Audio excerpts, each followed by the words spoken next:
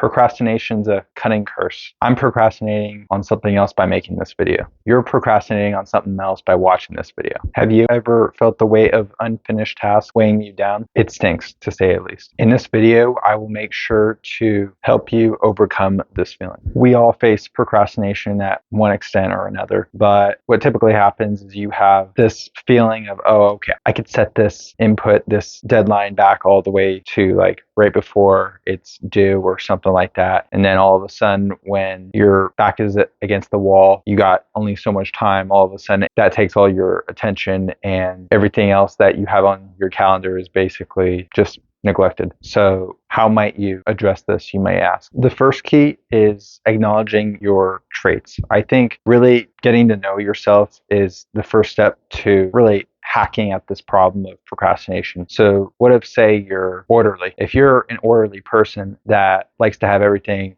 organized, then you could schedule everything you need to schedule on your calendar. Have, say, a to-do sheet to where whatever pops in your head, you put on that sheet. And what happens is basically you review that sheet every so often, just enough to keep the thought out of your head. You do those things and abide by your calendar for the most part, and that should pretty much stop your procrastination. On the other hand, if you're more sporadic, you got the character of spontaneity going, then what you may do is set like a habit sort of encoding in yourself. Now, what do I mean by that? So let's say you feel like, oh, you're tired. If you feel like you're tired, then that probably means you need to brush your teeth and then go to sleep. So like kind of programming your mind, if you will. Likewise, if you got like an assignment you need to do, then if you have the assignment, say, pop up in your head, but you don't want to, say, write it down because you tend to not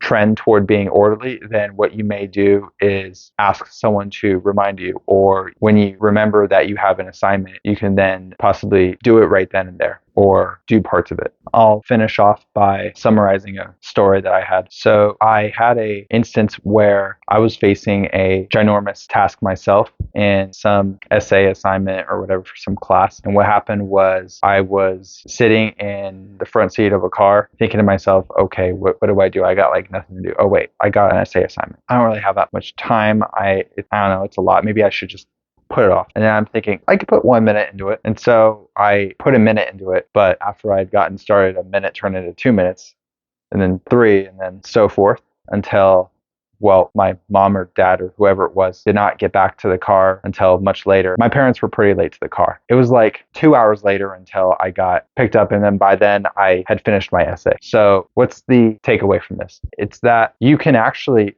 trick your mind into doing a task you want by just promising yourself that you're going to start. But psychologically and physically, through theory and practice, it's actually very known that it's harder to start than it is to keep going on a given task. If you have trouble just starting, maybe play with your mind in that sense, saying, I'll just put a minute into it and then watch what happens. I'm sure you'll be impressed with the results.